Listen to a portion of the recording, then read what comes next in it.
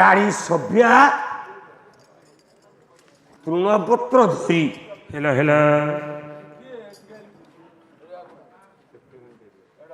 ବ୍ରାହ୍ମଣ ଘରରେ ବିକ୍ରି ହେଇଗଲେ। ହେଲା ହେଲା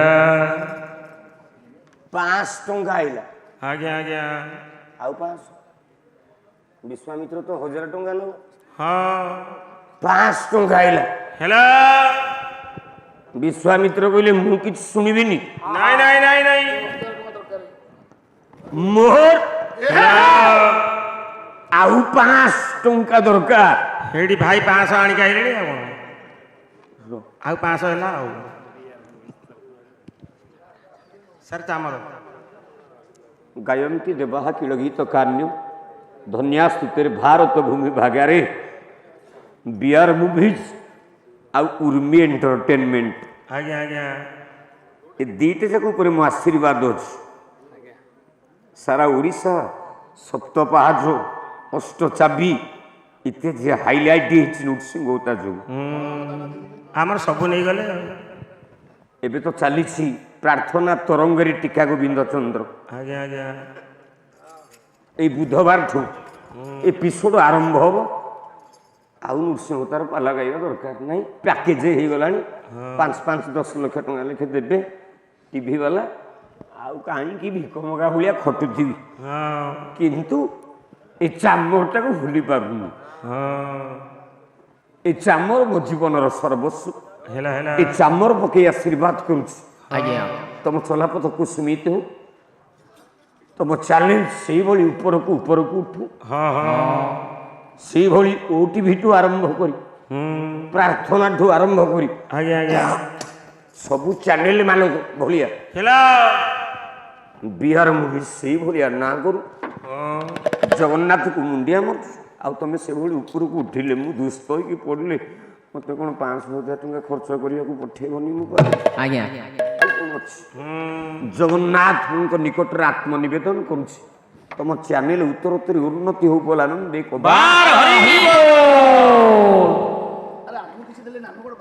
ସଭ୍ୟା ରାଣୀ ବିକ୍ରୟ ହେଇଗଲା। 500 ଟଙ୍କା ମିଳିଲା। ଆଉ 500 ଚଣ୍ଡାଳ କହିଲା ଆରେ ତୁ ବିକ୍ରି ହେଇଯାଉ। ତୁ ବିକ୍ରି ହେଇଯାଉ। ହଁ ତୁ ବିକ୍ରି ହେଇଗଲେ 500 ଟଙ୍କା ମିଳିବ। ଆରେ ଭାରି ଯେ ତାକୁ ବିକି ଦେଲୁ। ହଁ ତୁ ବିକି ହଉନି। ବିକି ହେଇଯା। ମୋର 500 ଟଙ୍କା ଦରକାର। ତୃଣପତ୍ର ହରିଶ୍ଚନ୍ଦ୍ର ମୁଣ୍ଡରେ ଧରିଛି। ଗୋଟାଏ ଚଣ୍ଡାଳ ହେଲା ହେଲା ପେଟେ ମଦ ପିଇକି ଆସିଲା। ହେଲା ହେଲା ଦେ ମୁଁ ଆଜି ମଦୁଆ ରୋଲ ଟିକେ କରିବି। ହେ ବୋତଲ ଦିଅ। ମୁଁ ଆଜି ଟିକେ ସ୍ୱଚ୍ଛ ମଦୁଆ ରୋଲ କରିବି ପେଣ୍ଡାଲ ଉପରେ। ଯଦି ଆପଣ ମାନଙ୍କ ମନକୁ ପାଇବ ଟିକେ ତାଳି ମାରିବେ। ମନକୁ ଯଦି ନ ପାଇବ ଆଜ୍ଞା ତାଳି ମାରିବେନି। ଆଜ୍ଞା ଆଜ୍ଞା ଗୋଟାଏ ଚଣ୍ଡାଳ ମଦ ପିଇ ପିଇ ବାଟେ ବାଟେ ଆସୁ। ଆମର ପୁରା ପ୍ରାକ୍ଟିକାଲ ପାଲା। ଜ୍ଞାନ ଭାଇ ପାଲା ଦେଖ କେମିତିଆ। ଆଉ ନୃସିଂହ ତାର ଗୋଟେ ଗୋଟେ ରୋଲ ତ ନିଦ ହଜେଇ ଦବ। ଚଣ୍ଡାଳ ଏଇ ବାଟେ ଆଉଛି। କଣ କରୁଛି ଜାଣିଛୁ? କଣ ଗୋଟେ ମଣିଷ ମୁଣ୍ଡର ଖପୁରିଟେ ଧରିଛି। ହେଲା ହେଲା ହେଲା ଦେଶୀ ମଦ ଗୁଡାକ ଧରିଛି। ଧରିଛି ମଣିଷ ମୁଣ୍ଡ ଖପୁରରେ ମଦ ଢାଳିକି ପିଉଛି। କେମିତି ପିଉଛି? କେମିତି ଓଲା ଗୋପାଳ ପାତ୍ରେ ଆସ। ପାତ୍ରେ ଆସ।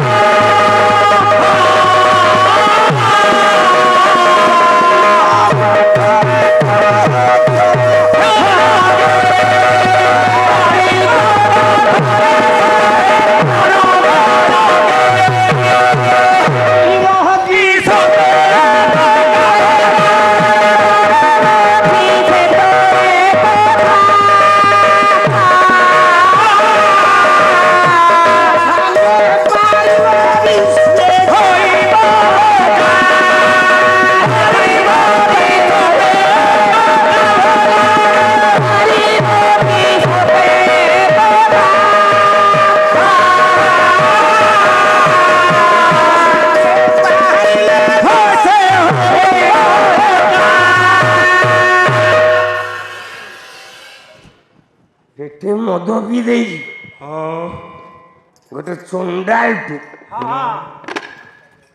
ସେଇ ବାଟ ଦେଇକି ଆସୁଛି ଆଉ। ଆସୁଛି ଗୀତ ଗାଉଛି ମନ ଖୁସି ହେଇଯାଉଛି ଆଉ। କଲା ଭାଇ ମନ ହୋ ଭାଇ ମନ ହୋ ବସି ହଂସକୁ ଖେଳା ବସି ହଂସ ଖେଳା ଭାଇ ମନ ବସି ହଂସ ଖେଳା ବସି ହଂସ ଖେଳା ଭାଇ ମନ ଉଡ଼ି ଗଲେ ଉଡ଼ି ଗଲେ ହଂସ ଉଡ଼ି ଗଲେ ହଂସ ଉଡ଼ି ଗଲେ ମତେ ଜ୍ଞାନ କାନୁନକୁ ପାଲା ଶିଖେଇବ। ଗୋଟେ ଗୋଟେ ରାତିରେ ଗୋଟେ ସିନରେ ମାରିଦେବି। ନାଚ ଟିକେ ତ ପଇସା ଆଉ ସାଉ ଭାଉଜ ଭଳିଆ ଆଉ। ପାଲା ହେଲା ହେ କଳା ହଂସ ଉଡ଼ି ଗଲେ ହଂସ ଉଡ଼ି ହଂସ ଉଡ଼ି ଗଲେ ତୋର ବୁଡ଼ିବ ବେଳା ଭାଇ ମନ ବସି ହଂସ ଖେଳା ବସି ହଂସ ଖେଳା ଭାଇ ମନ ଜୟ ଜଗନ୍ନାଥ ବସି ହଂସ ଖେଳା ବସି ହଂସ ଖେଳା ଭାଇ ମନ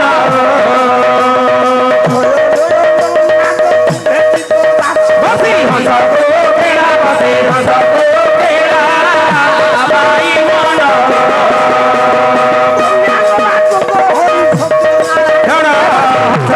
ଖେଳା ବସି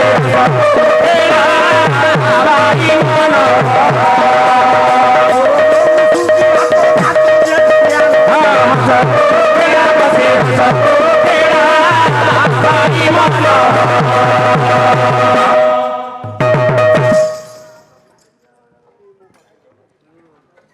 ଚଣ୍ଡାଳଟେ ପେଟେ ମଦ ପିଇକି ସେଇ ବାଟରେ ଯାଉଛି। ଯାଉଛି ରାଜା ହରିଶ୍ଚନ୍ଦ୍ର ଠିଆ ହେଇଛି। ହେଲା ହେଲା ସେ ଦାସନ୍ୟ ଦାସକୁ ଦାସ କିଏ ନବ ଦାସ ପହଞ୍ଚିଲା ଚଣ୍ଡାଳ ହଁ ହେଲା କିରେ ତୁ କିଏ କିରେ ମୁଁ ବିକ୍ରି ହବା ପାଇଁ ଆସିଛି ଦାସ ଦାସ ଦାସ କିଣିବେ ଆପଣ? ଦାସ ହଁ ମୁଁ ଦାସ ହେବି। କଲା ପରମେ ଚାହିଁଛି ଦାସ ମୁଁ କିନିବି କିନିବି କିନିବି ମୁଁ କିନିବି ମନମେ ଚାହୁଁଛି ଦାସ କିନିବି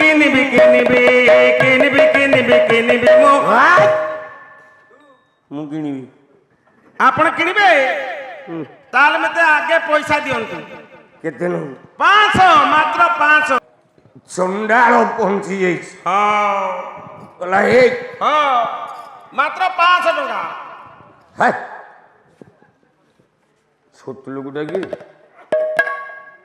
ଆରେ 5000 ମାଗୁନୁ। ନାଇଁ ମୋର ଅଧିକ ଦରକାର ନାହିଁ। 500 ଟଙ୍କା କଣ ମାଗୁଛୁ? ମୋର ତ 500 ଟଙ୍କା ଆବଶ୍ୟକ ଆଉ। ନା ମୋର 500 ଟଙ୍କା ଦରକାର। ହଁ କହିଲା ଆ ମୋ ସାଙ୍ଗରେ ହଁ ଧ 500 ଦିଅନ୍ତୁ। ନାହିଁ ଶ୍ମଶାନ ରକ୍ଷକ ମୁଁ କର୍ତ୍ତବ୍ୟ କଣ କରିବାକୁ ପଡିବ? ମୋର କାମ କଣ? ନା ମୁଁ ଯାହା କହିବି ହଁ ତତେ ତାହା କରିବାକୁ ପଡିବ। ଠିକ ଅଛି ଆପଣ ଯୋଉ କାମ କହିବେ ସେଇ କାମ କରିବି। ତୋ ନାଁ କଣ ରେ? ମୋ ନାଁ ହରିଆ। ତୋ ନାଁ ହରିଆ? ହଁ ହରିଆ ଯାହା କହିବି ତାହା କରିପାରିବୁ? ହଁ ଯାହା କହିବେ ତାହା କରିବି। ହରିଆ ଆଜ୍ଞା ମଦ ପିଇ ପାରିବୁ କିରେ? ସେଇଟା ହବ ନାହିଁ ମୋଠେ ମୋ ଦ୍ୱାରା। ଚାଗିଟା ଟୁ ଯାଉଛି। ନାଇଁ ନାଇଁ ପାରିବି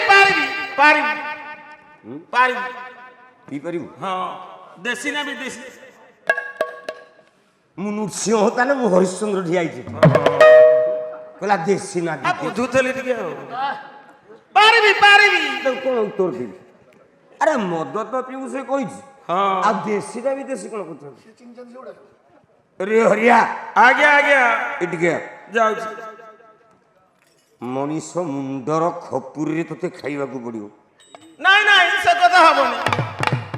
ସେ କଥା ହବନି ଖାଲି ମଦ ପିଇବି କାମ କରିବି ଥା ମୁଁ ଯାଉଛି ନାଇଁ ନାଇଁ ହେଡି ଆସ ପାରିବି ପାରିବି ପାରିବି ମଣିଷ ମୁଣ୍ଡର ଖପୁରେ ଖାଇପାରିବୁ ହଁ ପଇସା ନେବି ରେ ହରିଆ ଆଜ୍ଞା କଞ୍ଚା ଘୁଷୁରୀ ମାଂସ ଖାଇପାରିବୁ ଖାଇପାରିବି କଞ୍ଚା ଘୁଷୁରୀ ମାଂସ ଚୋବେଇକି ଖାଇବାକୁ ପଡ଼ିବ ହଁ ଯାହା କହିବେ ତାହା କରିବି କିନ୍ତୁ ମୋର ପଇସା ଦରକାର ତୁ ଆଜିଠୁ ମୋ ଚଣ୍ଡାଳ ହେଲୁ ହଁ ମଶାଣି ତୋତେ ଜଗିବାକୁ ପଡ଼ିବ ହରିଆ ହଁ ହଉ ମଶାଣି ଜଗିବି 500 ଟଙ୍କାରେ ବିକ୍ରୟ ହେଇଗଲେ ଅଯୋଧ୍ୟା କଟକର ମହାସମ୍ରାଟ ହଁ ସୂର୍ଯ୍ୟବଂଶର ବିବର୍ତ୍ତନାବାଦ ରାଜା ହରିଶ୍ଚନ୍ଦ୍ର ଆଜ୍ଞା ଆଜ୍ଞା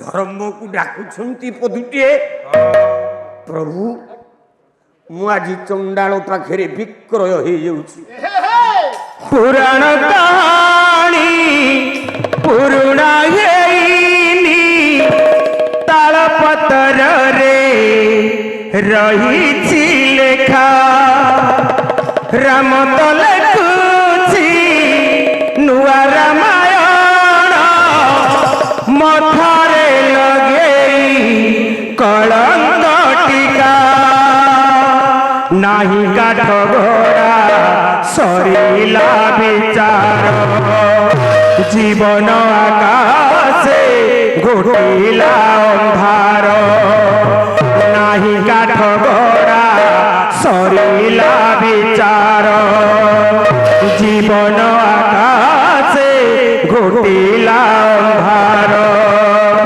ବିଧାତା ପିନ୍ଧେଇ ଦେଲା ବିଧାତା ପିନ୍ଧେଇ ଦେଲା କଳା ନାଗ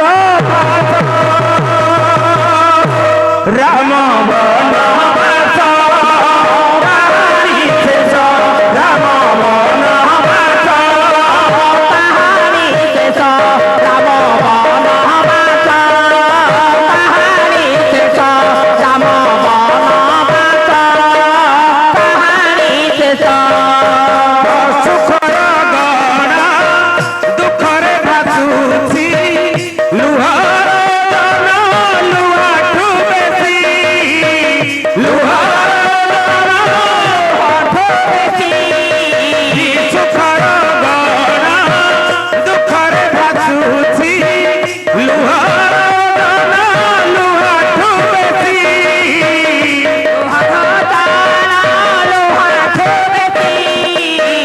ଭାଗ୍ୟର ଖେଳରେ ହାରିଗଲା ପରେ ଜୀବନର ଖୁସି ଯାଇ ଫିରୁଛି ଜୀବନର ଖୁସି ଯାଇ ଫିରୁଛି ରକତ ହଉଛି ରକତ ତୁଝୁରି ପ୍ରେମ ତ କାନ୍ଦୁଛି ଗୋପରେ ଗୁମୁରେ ରକତ ହଉଛି ରକତ ତୁଝୁରି ପ୍ରେମ ତ କାନ୍ଦୁଛି ଗୋପରେ ଗୁମୁରି ପଲକରେ ଭାଙ୍ଗିଗଲା ପଲକରେ ଭାଙ୍ଗିଗଲା ସପନ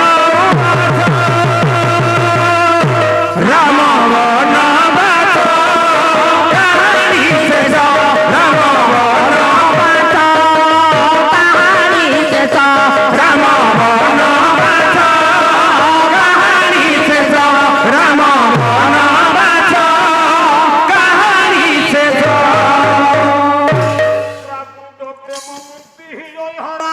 ହରି ରାମ ବନବାସ କାହାଣୀ ଶେଷ ରାମ ବନବାସ କାହାଣୀ ଶେଷ ଅବତରୀ ବନବାସ କାହାଣୀ ଶେଷ ରାମ ବନବାସ କାହାଣୀ ଶେଷ ଆରଣ ନିଗୁଣ ସଗୁଣ ରାମ ବନବାସ କାହାଣୀ ଶେଷ ରାମ ବନବାସ ତନ ବ୍ରହ୍ମ ନିରୂପଣ ରାମ ବନବାସ କାହାଣୀ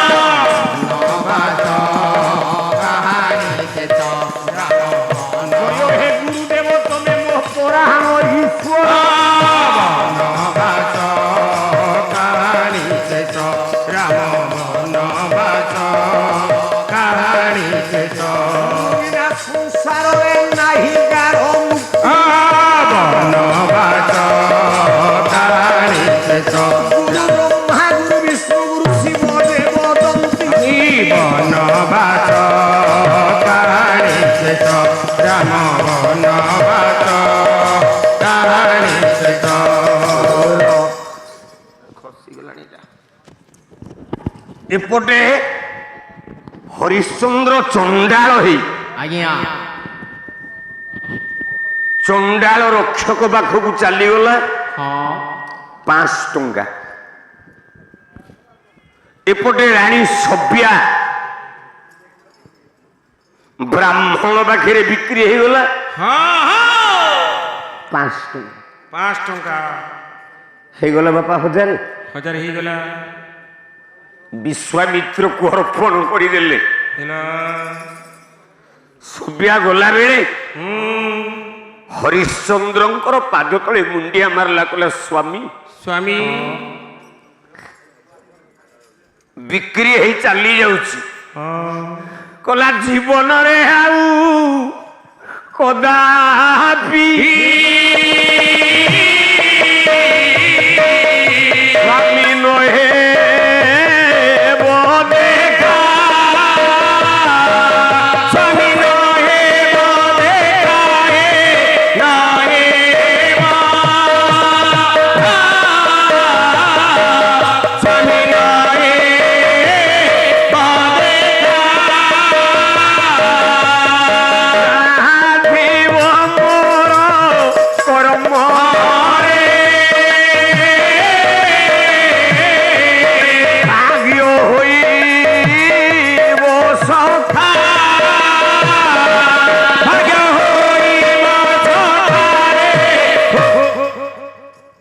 ସ୍ୱାମୀ ମୁଁ ଯାଉଛି ସ୍ୱାମୀ ଆଉ ବୋଧେ ଜୀବନରେ ଭେଟ ହବନି। ନା ନା ନା ହରିଶ୍ଚନ୍ଦ୍ର କାନ୍ଦି କାନ୍ଦି କହୁଛି, କଣ ଏ ସୁନ୍ଦରୀ ତୁ ଶିବି ରାଜା ଝିଅ, ଆଲୋ ବସିନ କାନ୍ଦିବୁ ଭାବିନି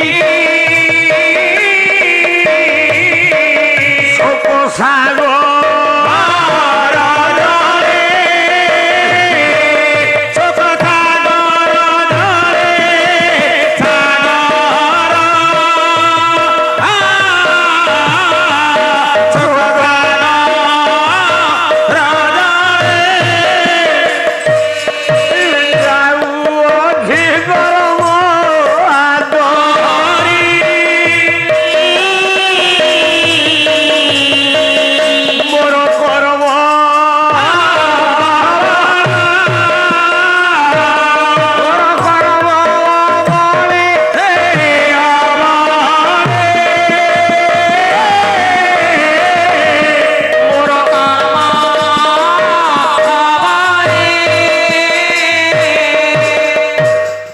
ହରିଶ୍ଚନ୍ଦ୍ର କହୁଛି, ପ୍ରିୟ ତୁ ବି କାନ୍ଦିବୁନି, ଶୋକ ସାଗରରେ ବସେଇ ଦେଇକି ଯାଉଛି, ଅର୍ଦ୍ଧାଙ୍ଗିନୀ କରି ତୋ ବାବାଠୁ ଅଧା ହସ୍ତ ମୁଁ ଗ୍ରହଣ କରିଥିଲି। ତୁମର ଭାର୍ଯ୍ୟା ଭରଣାନି କ୍ରିୟତେଇତି ଭାର୍ଯ୍ୟା। ସ୍ତ୍ରୀର ଅନ୍ୟ ନାମ ଭାର୍ଯ୍ୟା କାହିଁକି? କାହିଁକି? ଦର୍ଶକ ବନ୍ଧୁ, ଆମ ପ୍ରୋଗ୍ରାମଟି ଆପଣଙ୍କୁ କେମିତି ଲାଗିଲା? ଏହାର ମତାମତ ଦିଅନ୍ତୁ, ଲାଇକ୍ କରନ୍ତୁ, ସେୟାର କରନ୍ତୁ, ଆଉ ହଁ, ସବସ୍କ୍ରାଇବ୍ କରିବାକୁ କେବେ ଭୁଲନ୍ତୁନି। ରହୁଛି, ନମସ୍କାର।